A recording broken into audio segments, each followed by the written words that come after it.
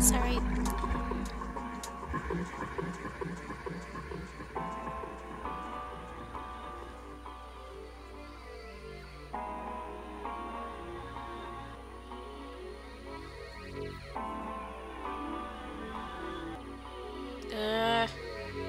What are words?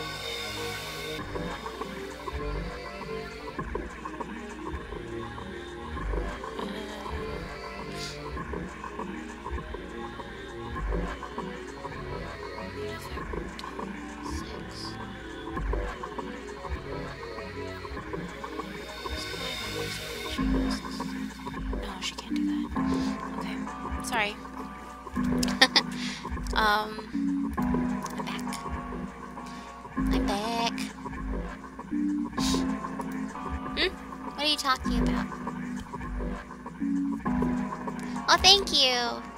What were you guys talking about? I can't really check. I mean, I can, but yeah. Weba. Nana-chan only causes me to think of Nanako. Well, that's pretty much, I think that's why Neo calls me. I think he said it before. Yeah, that's why he calls me Nana-chan. Because of my Nanako impressions. But yeah, sorry, I'm officially back now. I can't know if you guys keep talking about Persona, you're gonna make me want to get dancing all night, and I already told you that, you know, the money's not really justified until maybe some donations or until we wait for the Western release. Ah! Little Nanako dancing, and Chie, and don't get me started, and Yosuke, and all the good things. Sorry. So I've texted work, so hopefully I can get that covered and go to the airport and stuff. That sucks though, because then you're stuck between the whole, like, I need money, but also, you know, but also would like to go to the airport as well, because then I would have to come home alone, and that's really spoopy. I would never ride home from work. Where am I? What was I doing? Are they relevant now? You just have a feeling it's important. What does that even mean?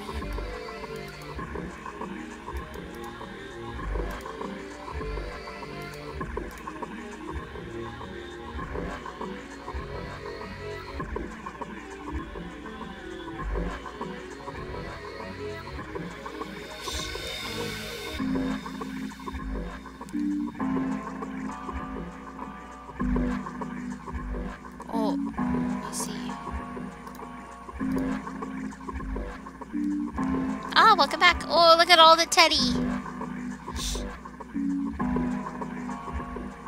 Yeah, and see, another reason, I don't know if I mentioned it, but another reason is the story's really short. I think it's just like 6 to 10 hours or so, and the person that I was watching stream it a little bit, because I was pretty hyped that day about it when it came out. I was watching a stream on it, and the guy was skipping, I guess, the story because he didn't understand Japanese, but I still like to listen to it and comprehend what I can. But he was outright skipping all the scenes, so the game looked really short because he was skipping everything. So I was almost like, wow, it's gonna cost me... It would actually cost me, like $80? $70 or $80, because then I have to buy Japanese PlayStation Network cards, right? So that's why I'm kind of like, eh. Plus, I'm getting the super fancy edition here. I've pre-ordered the, I can't remember if it's the Fever one or which edition, but I'm pretty sure I pre-ordered the special edition for Dancing All Night. So I'm gonna get those bits of DLC and stuff.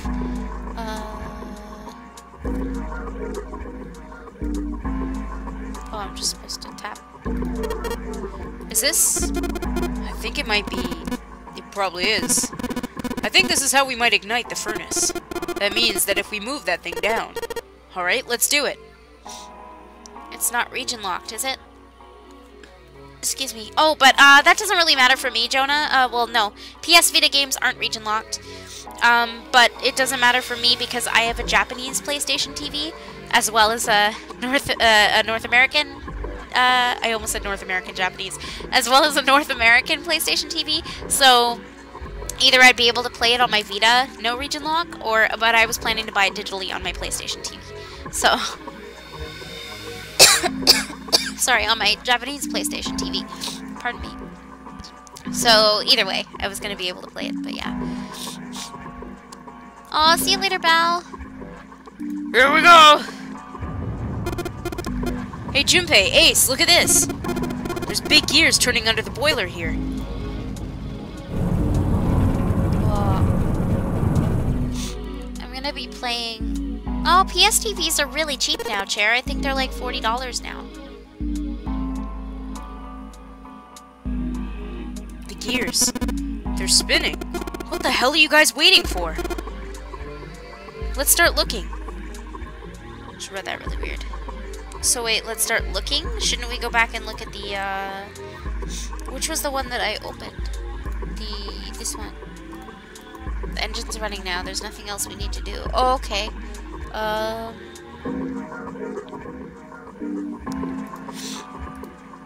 Look at this. Whoa. Oh.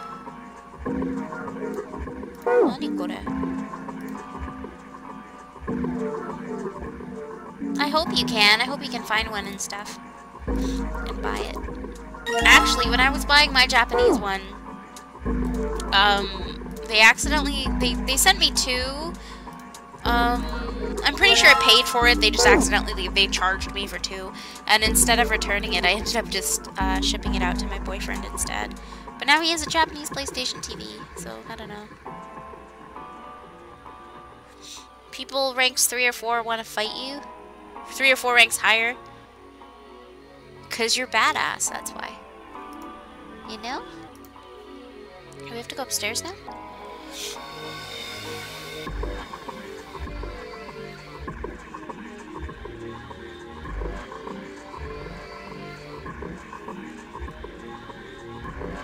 Yeah, I think I have to go upstairs. Oh, no, that's not upstairs. By the way, I will be playing Persona 3 Portable, or, you know, is there any other game you want to see me play? Because I was just gonna continue playing Persona 3 Portable after. If that is a thing. So I gotta go here. Hey, Junpei, what are you doing? True. Maybe not go up the stairs. Maybe go down the stairs. Maybe I went up the wrong stairs. Ah! See?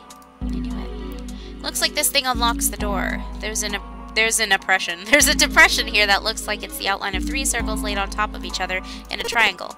Maybe if we put those 3 discs in, that we found into this thing, well, there's only one way to find out. Let's stick them in. Huh? That's odd. Nothing's happening. Maybe you're, I don't know, putting them in the wrong place?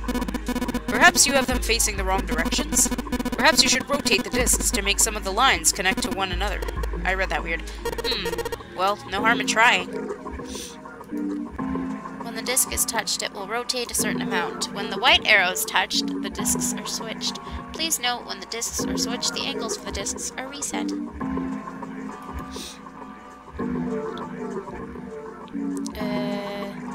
Is it supposed to form? Oh! Is it supposed to? Oh no, wait! I didn't mean to do that. Put it back. Put it back. I think it's supposed to form like the sun. Yeah.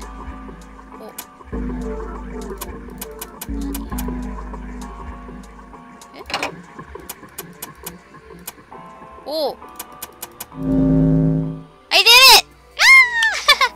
The red lines on these discs. I think maybe I can make a star polygon with these.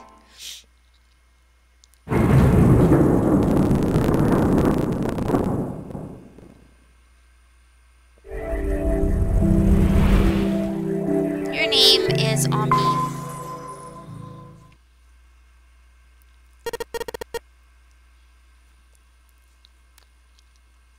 Okay, if I go silent for a bit, I'll let you know if I have to text back work. This This is an ongoing process. Yes, the door's open! Given the circumstances, Junpei's happiness was certainly understandable. Ace seemed to share his excitement. Alright, Junpei. Why don't you go get June now? Santa and I'll keep an eye on this door. Santa snorted. Why do we need to do that? Even if it shuts, we know how to solve the puzzle now. We could just open it again. Well, I suppose that's true. Shall all three of us go and collect June then? Nah, I'm cool. I'll let Junpei handle it. He still seemed irritated by something, however, and sat down on the stairs petulantly. So you were only interested in being contrary? How did I know? I don't know. Good guess. Ace sighed with the air of a long-suffering parent. That's great. Alright, I'll go get June. I'll be right back. He gave a quick nod to Ace and Santa and dashed off towards the stairs. Sorry, down the stairs, not towards the stairs. Before long, he was back on the first floor next to the conveyor belt, and June. As he drew closer, she stood up slowly. Are you okay? He did his best to sound calm and nonchalant, but there was no hiding the genuine concern in his voice.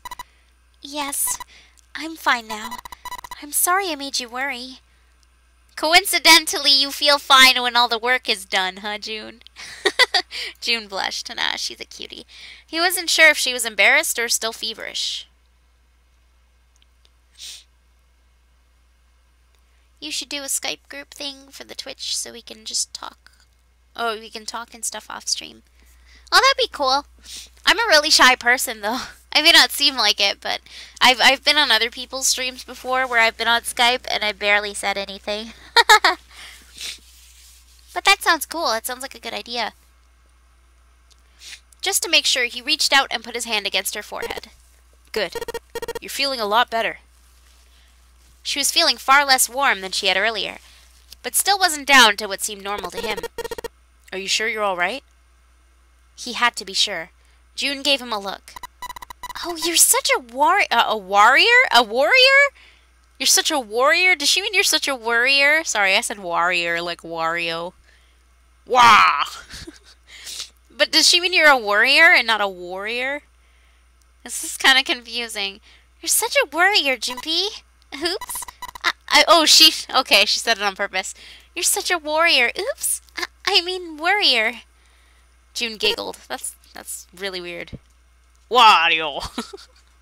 He wasn't sure if she just made a joke or not, but seeing her smile again made Junpei feel at ease. That was a purposeful typo. That was weird.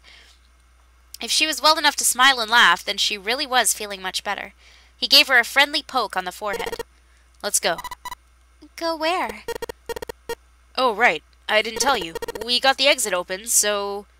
Great! Let's go! June clasped her hands and nodded urgently. You're a warrior. I don't know why the word warrior... Nope. Now I'm like self-conscious about it. As they walked back toward the exit, Junpei noticed Santa sitting on the stairs. He was, however, holding something in his right hand and staring at it with a strange expression. Junpei and June slowed down and finally stopped in front of him. What are you looking at? Santa answered without looking up, his voice quiet. It's a photo! I'm kidding. It's a photo. It's my sister. Sister? Oops, it's June. Sister? Santa, you've got a sister? Santa simply nodded. Yeah. Kid was as cute as a button. June cocked her head, confused. She was only about an inch tall, then? Santa glared at her. Sorry. I guess an inch is a little larger for a button. Is a little large for a button. Hey! Welcome. It's a visual novel game. It's been compared, Danganronpa and 999 have been compared quite a bit. It's similar to Danganronpa, if you've ever heard of Danganronpa. If not, then we'll have to explain it further for you. It's mostly a mystery game that involves some murder as well. There, I think that kind of solves it, I guess, with puzzles and stuff. Santa didn't smile or laugh. He simply turned back to his picture and spoke. I was their Santa Claus. This sudden revelation took Junpei by surprise. He had no idea what Santa meant. He glanced at June, who shook her head. She didn't know either. Have you ever heard the story of the two Santa Clauses? It goes that a long time ago, there were two Santas. One of them wore white, and the other one wore black. The white Santa gave presents to good kids, and the black Santa played tricks on bad kids. It went on like that for a while, but eventually the black Santa's tricks started to get worse and worse. Pretty soon, the white Santa couldn't stand it anymore, and he stabbed the black Santa to death.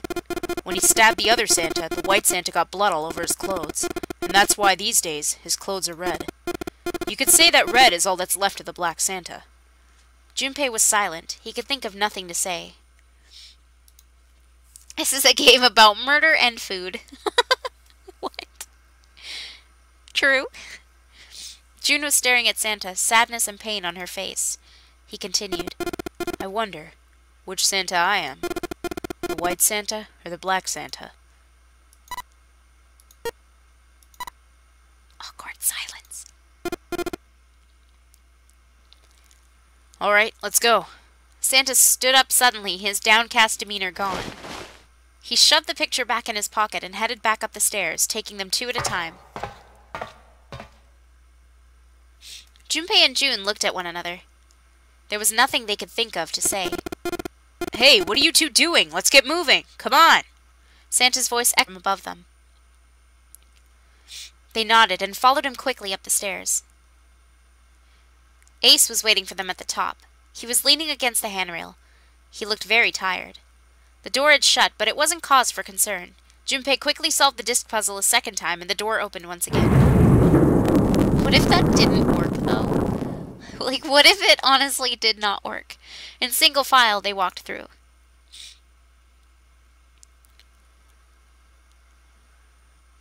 After walking for nearly 15 feet, they found themselves in front of a metal door. The writers were too lazy to type 2. It opened easily enough, and they passed through it as well. How durable is he? How durable am I? Questions for later. What? You guys. A new room stretched out before them. Oh no, I remember this room. No, thank you. No, thank you. Why do I have emails? What do you want with me? No! Sorry. Is this a warehouse? No, I believe this is the cargo room. This must be where they store all of this vessel's freight. There are wooden crates everywhere. I wonder how old they are. Junpei, Ace, and June had stopped unconsciously, pausing to take in their new surroundings. Santa's voice broke through their momentary trance. Well, we probably ought to start with finding the exit, right? Let's get going. Why are you in such a hurry? Man. Okay, let's do this. Well, first I want to save, because I tend to always save when I enter a room for the first time. Save, save, save. Okay, no. Let's look around the room. Huh.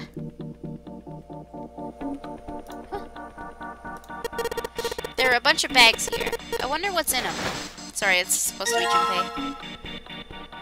No, the main character is Junpei. We can't see him, but he's the middle guy in the picture beside the stream thing that I have. Whoa, it's 7. What's that? It's a card. It has a headshot on it. A headshot? Yeah. I'm not really sure what purpose this could possibly serve. That's one. Whoa, here's one with Snake on it.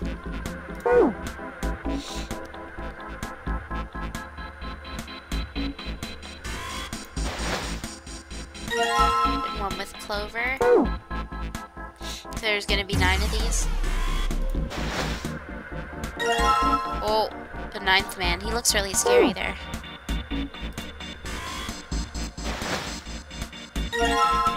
Santa. Eh?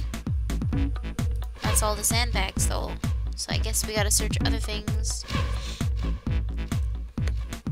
about these? We've searched all the boxes. We have? There's nothing in them. Oh, you mean like those boxes? Oh! There's Junpei. And Jude in the same box, huh?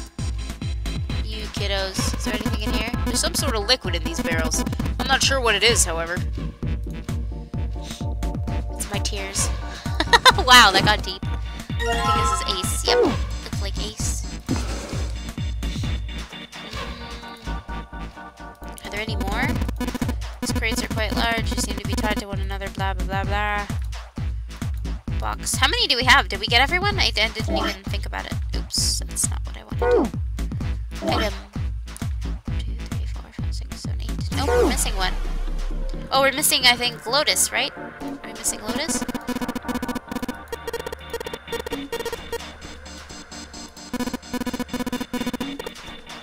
Okay, what are they chatting about? You ever think about how crates would reproduce? Do I even want to know? Doesn't sound like a fairy tale to me. Why are we talking about crates reproducing? You guys are ridiculous. Nope, I checked there. So it's gotta be somewhere I didn't look. I looked in these boxes. I looked up there. Oh, up the stairs? I don't think so. They go up 3 stories. What are you waiting for, Junpei? Whatever, I'm going. Well, that's probably closed. There's no card up here. Oh. How do I need? Oh no, I wanted to go down.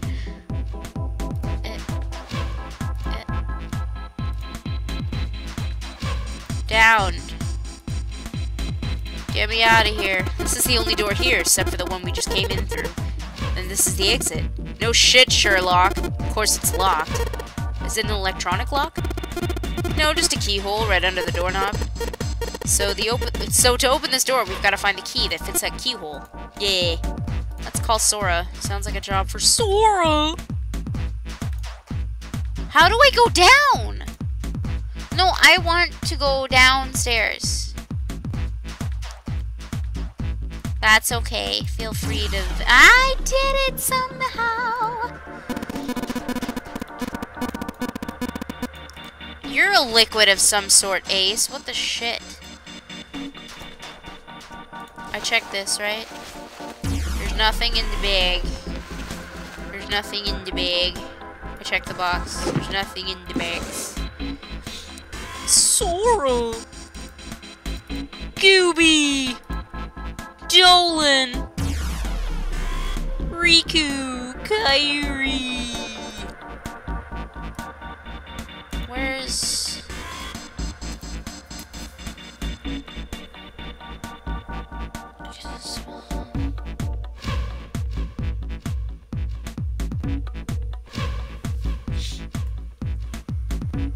I don't know. Well, the only thing I haven't examined is this, so maybe I should look at this. Oh. It's locked. We need the key.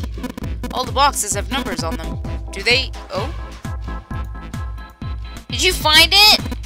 Junpei, take a look at this. Cards. Ah! Damn it.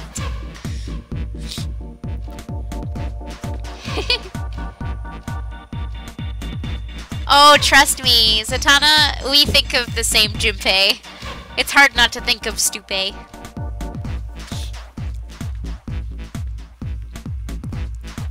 We've called this Junpei Stupei sometimes because it was well deserved. Okay, so we have all the keys, so can we open this now?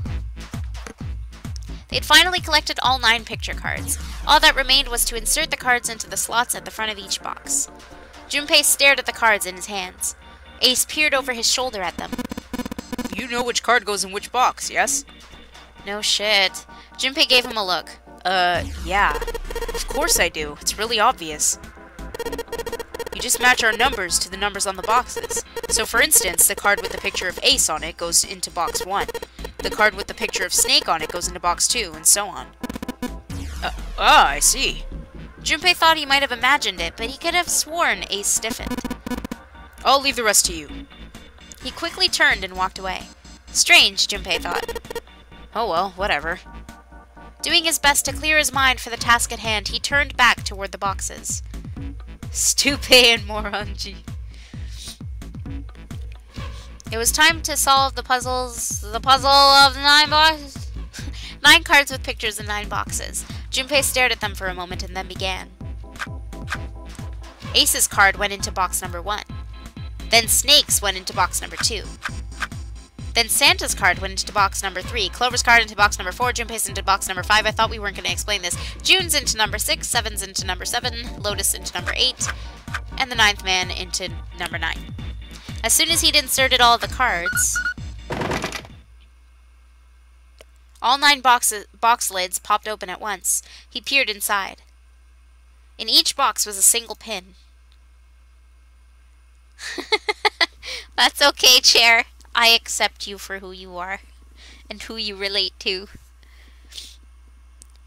In each box was a single pin. They looked a little like sewing pins, but much thicker. Junpei collected them all quickly and shoved them into his pocket. Whoa. Okay. I think we have to go back upstairs because there's that machine upstairs. People are mean online. What'd they do to you? Do you want me to beat them up? The monitor's off. Got a green switch here and a red one and some kind of lever. None of them seem to do anything though. Maybe the power's off? Yeah, maybe. There's a single green light on the bottom though. That means...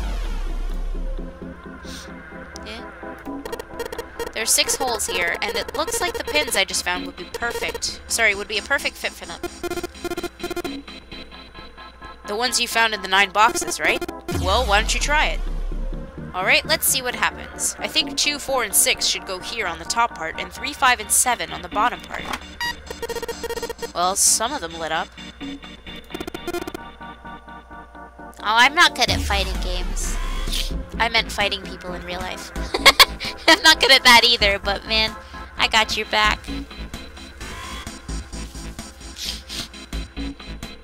Yeah, 3 and 6. I wonder if there's some kind of rule that determines which lights go on.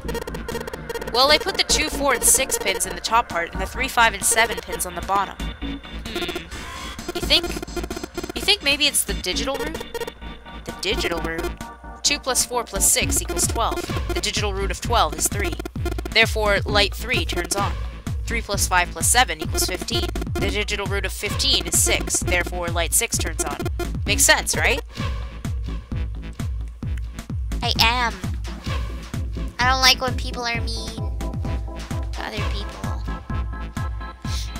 I see. The lights that match the digital root of the pin inserted on the top and the lower parts will light up. So that's how it works. Well, there's one other thing I'd like to check. Well, if he wants to try, he's certainly welcome to. So he'd put the 1, 2, and 3 pins on the top and the 6, 7, and 8 pins on the bottom. Oh. They turned off. 6 plus 7 plus 8 equals 21. The digital root of 21 is 3. Therefore, light 3 turns off. 1 plus 2 plus 3 equals 6. The digital root of 6 is 6. Therefore, light 6 turned off. Oh, I get it now. If the digital root for the pins you insert is the same as the number of lights that are lit, those lights turn off. Yeah, looks like that's the trick. Alright, now we know how it works. You want to give it a try? Wait, you mean you know what we're supposed to do with these lights? Well, no, but I figure we could try and see if we can turn them all on, you know? I figure something's gotta happen if we manage that. Turn on the lights, huh? Why doesn't he just do it? Okay, Junpei, let's make sure we know how this works, alright? Pick one of the 6 holes, then pick one of the pins in your hand and insert it into the hole. Jeez. Keep it up until all 6 of the holes are filled. Once all the holes are filled, the lights with the numbers that correspond to the digital roots of the pins in the upper and lower parts will turn on. However, if a digital root corresponds to a light that is already on, that light will be turned off. The goal is to turn all the lights on. Alright, let's do it. Hi, Biss. Oh, Biss, you're back with the hexadecimal. So let's do 9, 6, 4. I am not this smart, by the way. So while I love to take credit for this, I am not taking credit for this. There we go. Next up is 9, 1, 2. 3, 4. Ta-da! And next is 9, 8, 6, and oh, 1, 2, 3. Now there's 2 more. 9. There's a lot of 9, huh? 9, 5. I guess it is the nonary game. 9, 5, 2, and 1, 3, 4. Ta-da! Why? All the lights are on and the shutters open up. Hey, does that mean... Was that a Monokuma impression just now? When? Boop, boop, boop. No. Yeah, we gotta do it again. Man, and I thought I was doing so well. Whoa. Okay, so we've got 9 holes, and there's an F up above them. I don't know what the F means, but I do know one thing. What's that? Yeah, Abyss, you gotta get the digital root for all the numbers. The digital root's like a thing in this game. How are you doing, Abyss? Feel like long time no see. This time there's 9 holes, so we need to insert 9 pins. Man, that's boring. Well, why don't you just try it, alright? Why don't you just try it, Santa, you butt muncher?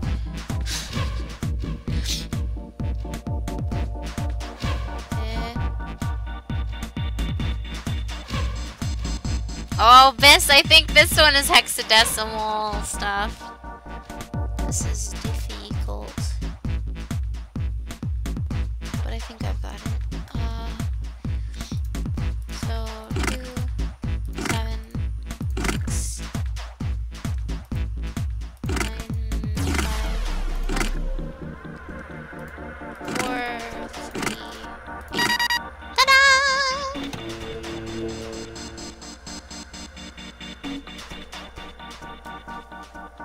Danganronpa though.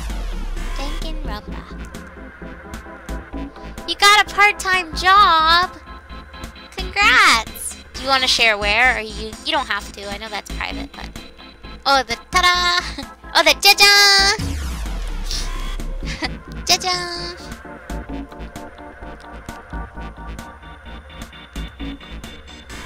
Mataraishu. Sorry, it's randomly quoting Monokuma from another episode. There we go, all pins inserted, all lights up.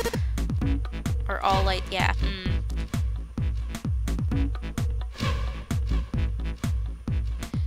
We did it. The power's on now.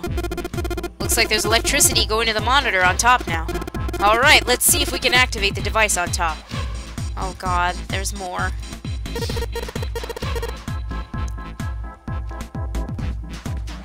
National Stud and Gem. Biz, you're a security guard? Oh, sugoi!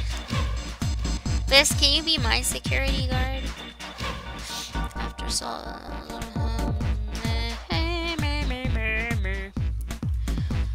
a green button, a red button, and a lever. I wonder what these do. I think this might help. What the hell is this? Where did he find this? What is that? Where'd you find it? Why didn't you just say that in the first place? I found it when you were messing around with the pinholes. Looks like instructions for this thing. According to what it says here, this thing's a remote control for that. That? Yeah, that. What's he pointing? Oh. That machine over there. Apparently it's called the Pushmaster 5000. Eh? What about Hajime? What about Hajime?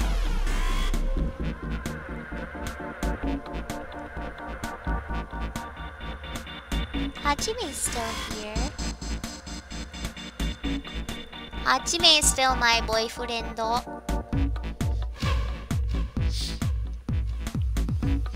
Are you serious? Whatever, so what are we supposed to do with the Pushmaster 5000? You see the coffin over on the top of the crates? Yeah? Oh, welcome back, Omni. Don't you want to know what the deal is with it? I do. You want to check it out? Yeah. Alright, how do you think we're gonna get there? Well, there were some crates on the right side of the fence that someone piled up like stairs. Maybe if we make a path to the coffin from there, How would we do that? Line up the crates, I guess? Yeah, that sounds about right. I guess this is just another of Zero's puzzles. My kareshi. Hai. Zettai kareshi.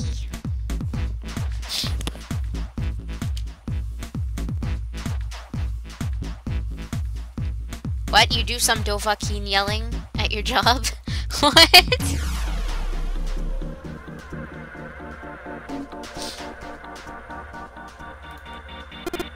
Anyway, let's give it a shot. Oh, looks like the Pushmaster 5000 runs off a battery. So to keep it from using up its energy too fast, it's been programmed so that it'll only start moving once its path has been completely programmed in. Alright, I'll keep that in mind. Please park correctly as we have a very...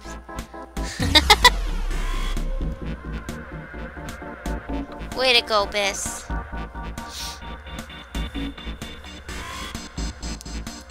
Okay, let's take a look at this thing. Pull the lever, Croc. Well, I wanna... I just pull the lever? Can I pull the lever? Let's give this a try. Sure thing, just keep in mind that there's a limit on the battery, alright? The battery dies after 50 moves. At least that's what it says in the manual. 50 moves, huh? Also, keep in mind that the Pushmaster 5000 can't move the heavy metal crates, okay? Got it.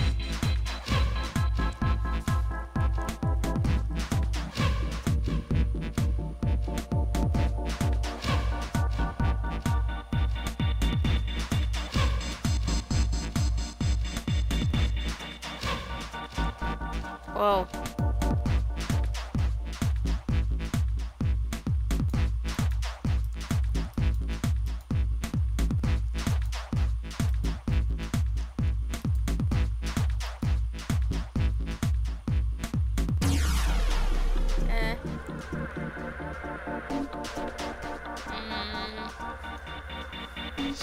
Okay, let's move this.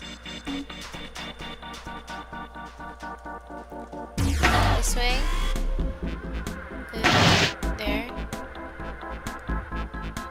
Oh, I hope I'm doing this okay.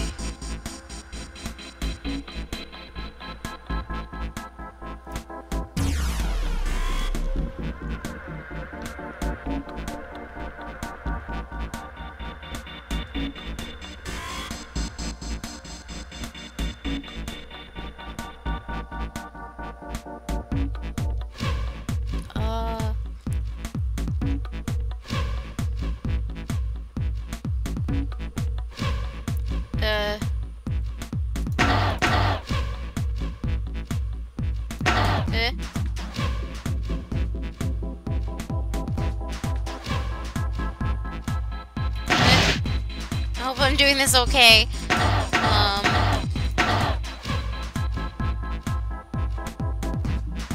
I don't think I did that right.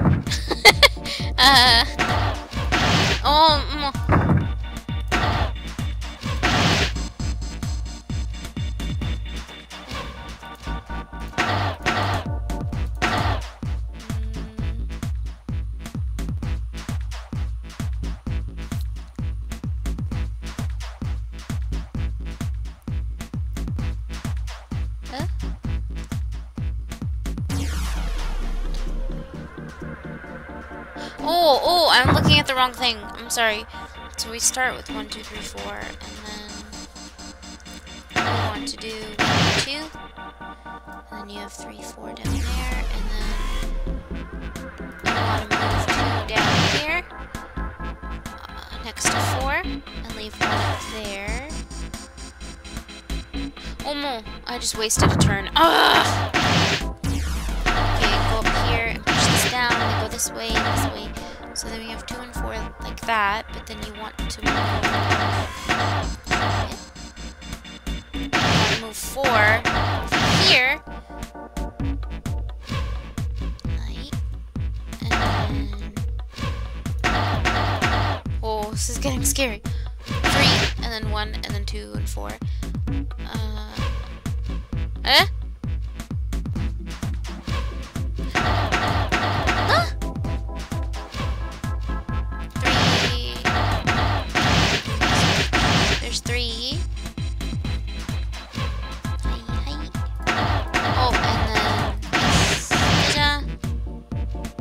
that good? And then push 2 down. Woo! Yay! Did it.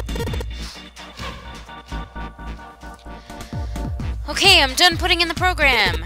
What do I do next? Oh, thanks, Boitano. Good input, good input.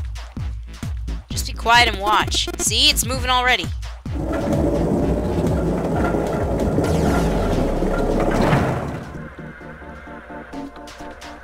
Awesome, the Pushmaster 5000 did just what I told it to and lined up all the crates. Why was that necessary? Great, now we can reach the coffin. We just need to climb those crates over by the fence. Do we really want to look in a coffin? It's kind of creepy, you know? Oh.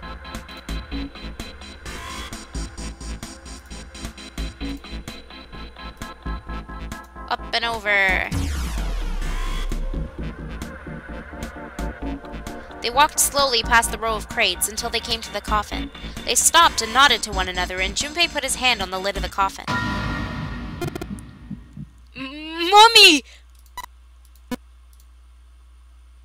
Just kidding. He smirked heartily at his own joke. Junpei grumbled and shook his head. Whatever, just open it.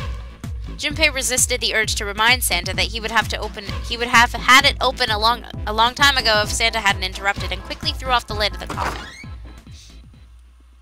They peered inside.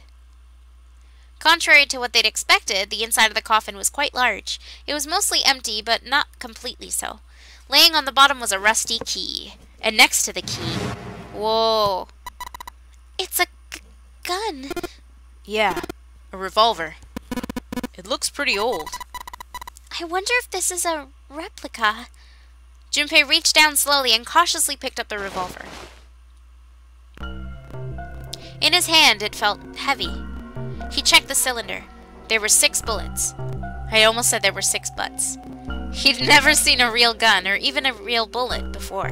He couldn't tell if these were real or not. The barrel was rifled, and nothing seemed to be blocking it. As Ace had said, the gun was a very old one. However, it appeared to have been well maintained. If it was a real gun, Junpei thought it would most likely function perfectly. If it was real, holding the gun made Junpei feel unpleasant. Carefully, he placed it back in the coffin. Russian roulette. Komaeda style? No thanks. You're not gonna take it? Of course not. All something like this is gonna do is cause more trouble. It's a powerful weapon that gives one person a huge advantage. 6 butts. Something like that would be way too dangerous to have around. We're in enough danger already. Yeah, I suppose you're right. Maybe Zero put this gun here, hoping that something like that might happen. In other words, maybe he put it here to make us fight each other. In that case, we should most certainly leave it here. I, for one, have no desire to let Zero control me. The others nodded. They had no desire to be under Zero's control either. Okay, we've got that figured out, but you aren't gonna leave that key in there, are you? Yeah, of course I'm not.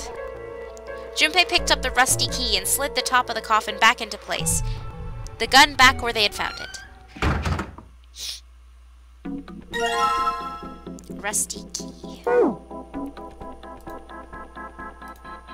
Okay, does that mean we can leave? What is this door, though? This door leads to the steam engine room. Oh, okay, true. Let's just put this key in here, and yes, sounds like that did it. Yay! Looks like it's open, Junpei. I see. This key should open this door. Thanks. Hey, what are you waiting for? Let's go! Yes, it's opening! I thought we established that. The doors open when they are killed.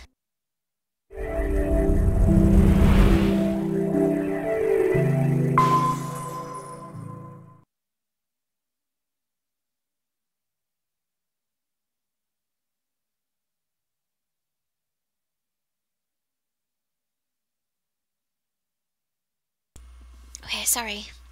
The hallway that left the cargo room headed straight toward the stern. Junpei and the other 3 proceeded down it silently. Some distance along it, a large room opened up on the left-hand side. It looked familiar. An iron grate covered each of the elevators. No, I said doors open when they are killed, not when people are killed. That's very specific. When doors are killed, man. Because that makes that much more sense. Junpei and his companions drew to a stop and began to discuss what their next move should be. We've seen this elevator before. We got off this one on the left just a little while ago. Then we went through the number 6 door, and that took us to the engine room. Yes, and after that we passed through the cargo room. And now we're back here. In other words, we made a loop. We're back where we started. Junpei approached the elevator. Gently, he pushed the triangular button on the wall next to it. A moment passed.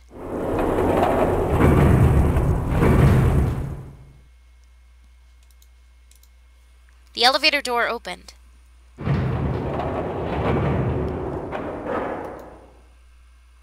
And shut. Pushing the button had apparently restored power to the elevator. The elevator was now functional. What do we do? Should we return to C-Deck? No, this hallway keeps going. Even if we do end up going back, I think we should see what's down there first. I agree. Let's go. Their decision made, Junpei and his companions left the elevators behind and continued down the hallway. Sorry, I thought I read it wrong. Sometime later, Santa, who had been walking several paces in front of the rest, suddenly stopped. Set in the wall in front of him was a door. So far as Junpei could see, there was no other way to proceed. Oh, yay, chair! Congrats! You win the internet, indeed. It was the door or nothing. All right, let's open it. Junpei took a deep breath, readied himself, then, I almost said that weird, then grabbed the doorknob and pulled the door open.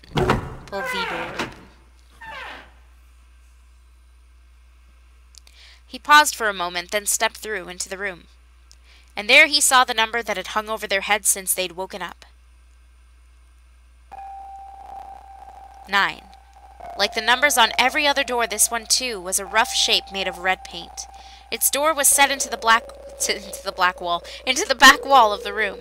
Junpei leapt toward it with a sudden burst of hopeful energy. It was a large double door, heavy and full of solemn importance.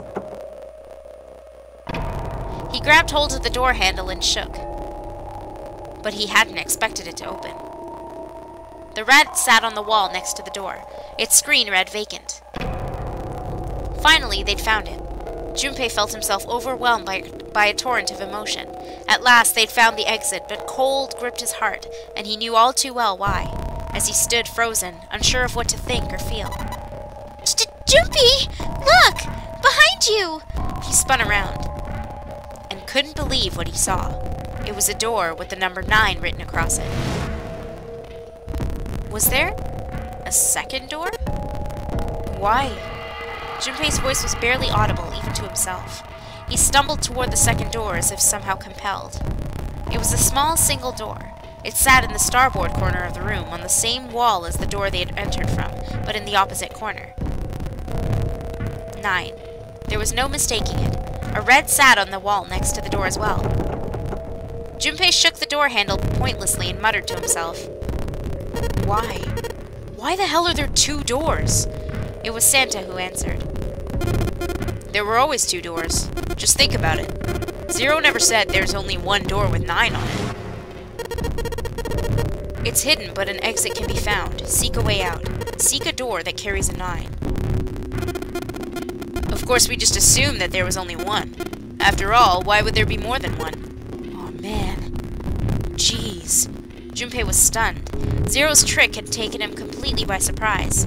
There were 2 doors. That meant that all 9 people who had met at the central staircase could escape and leave no one behind. Now the reason for the bracelet numbers being 1, 2, 3, 4, 5, 6, 7, 8, 9 was clear. Divided in 2, the digital root for both teams would be 9. For instance, 1, 2, 7, 8, and 3, 4, 5, 6, 9, the digital root for both teams would be 9. Or 2, 3, 4, 9, and 1, 5, 6, 7, 8, the digital root would also be 9. There were many other workable combinations, but they all ended the same way, with a digital root of 9. What did that mean? The answer was quite simple. From the very beginning, the Nonary game was designed to save all 9 people. Zero hadn't been lying. Zero had never said there was only 1 door. But anyone who'd found themselves in the game would have assumed that was the case. Fights would have broken out. One team would likely betray or deceive the other. Hey, Day! Wow, look at your cool emoji. Pick a 9, any 9. Someone might be hurt, someone might get killed. But eventually, they would reach the room Junpei now found himself in and realize the pointlessness of whatever violence they'd visited upon each other.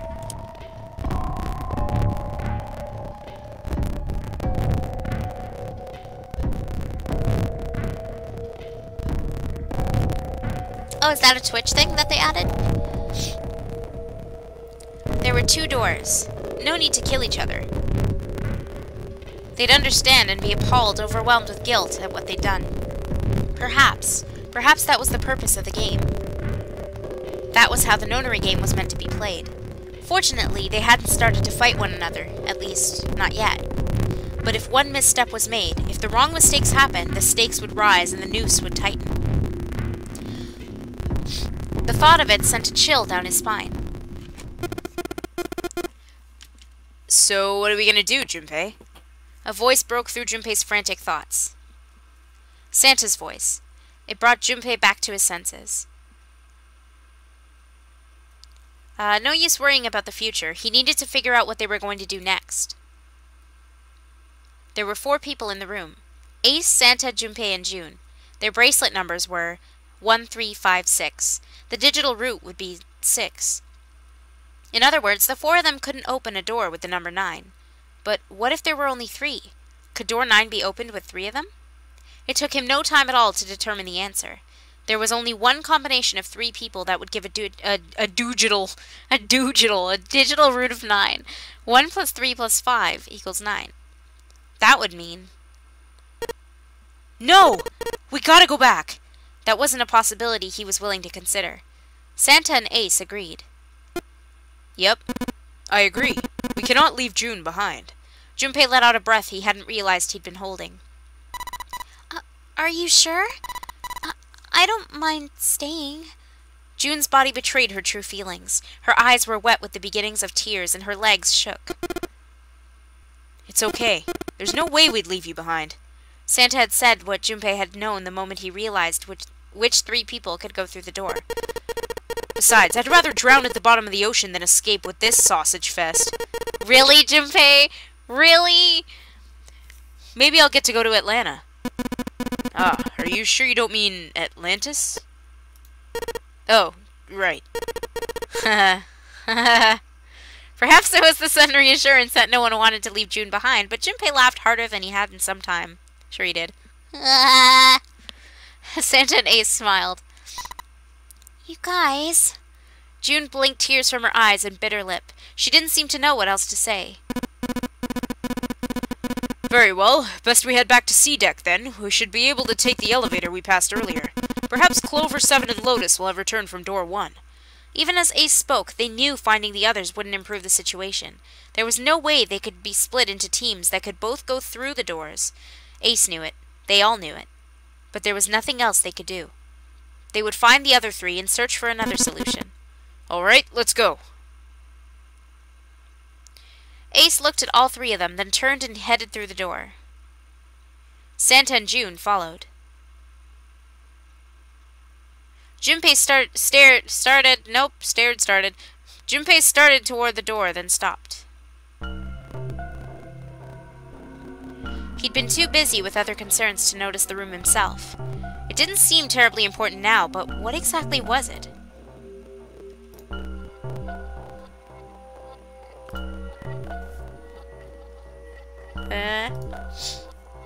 It's frozen for you? Oh, I guess he can't hear me if it's frozen. Junpei looked around the room for the first time, noticing the things that weren't doors with 9s on them. Yeah, it's not frozen for me either. A red carpet ran between 2 columns of wooden branches that ran the length of the room. Sounds like it's time for a refresh. The carpet, I don't know why it does that though. The carpet began at the large set of double doors and ran toward the bow, The bow? Did I read that right? Junpei wasn't sure. Was it an altar, perhaps? There was a small rectangular alcove at the end of the carpet, and inside the alcove was a raised platform.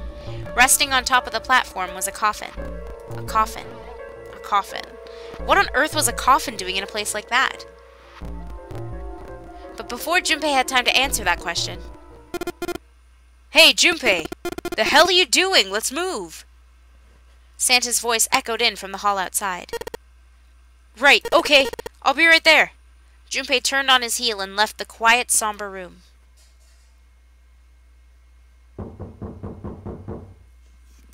Bow? Bow and not bow? I never know.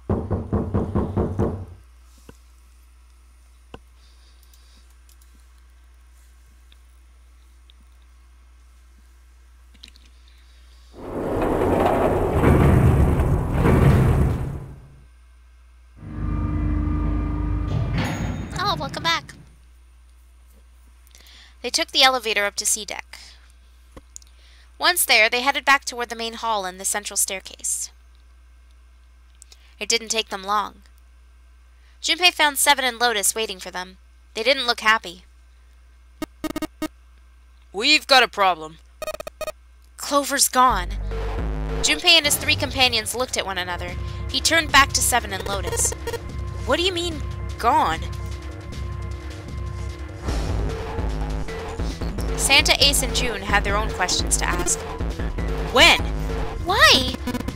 You two went into door 1 with Clover, didn't you? Seven and Lotus responded as best they could. Yeah, we went through the door together. But Clover barely spoke to us. She just did her own thing the whole time. There were 4 rooms on the other side of the door 1. She wouldn't let us into the 4th room. She just said, I'll take care of this one. And shut the door. She must have blocked it with something on the other side. We waited for a while, but Clover didn't come out. We called for her, but she didn't answer. So I kicked down the door and we went into the room. But... it was empty. Clover wasn't there. There was a door on the other wall. And it was open. We figured she opened the door and left by herself. We ran after her, of course, but...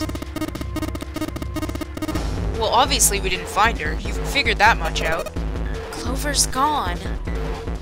Junpei thought for a moment. When did this happen? We got here just before you. You certainly have excellent timing. So you haven't searched anywhere other than near the staircase? No, we haven't. Finally, Ace spoke up. His voice had an edge of resolve and concern. Very well then. We'd best separate and look for Clover. We hadn't much time left. Let's begin. There were quick nods all around, and the 6 remaining players spread out.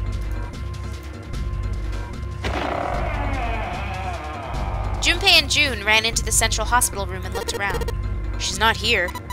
No, she isn't. They searched a little longer, but with no luck. They couldn't find Clover. Finally, they gave up and left the central hospital room.